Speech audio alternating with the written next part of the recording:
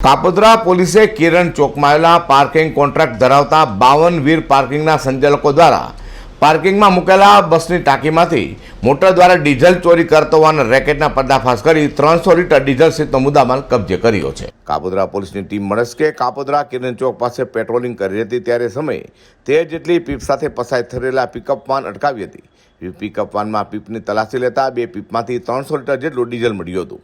આટલું જંગી ડીઝલ તેણે કઈ રીતે મેળવી તેની સખ્તાઈથી પૂછપરછ કરતા પાર્કિંગ સંચાલકો દ્વારા લક્ઝરી બસમાંથી ડીઝલ ચોરી કરતો હોવાનું રેકેટ બહાર આવ્યું છે।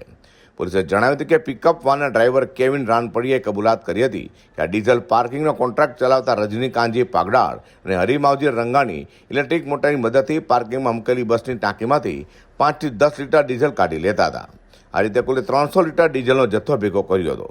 બેમાંથી એક ભાગીદાર સરથાણા વ્રત ચોક પાસે બીજું પાર્કિંગ કોન્ટ્રાક્ટ ચલાવતો હોય ત્યાં મોકલાવ્યો હતો। પોલીસ હાલ તો ઝડપેલા ઈસમ અને પાર્કિંગ કોન્ટ્રાક્ટર સહિત બંને સંચાલકો વિરુદ્ધ ગુનો નોંધી વધુ તપાસ હાથ ધરી છે। અઝર કુરેશી સાથે હર્ષદ સેઠા।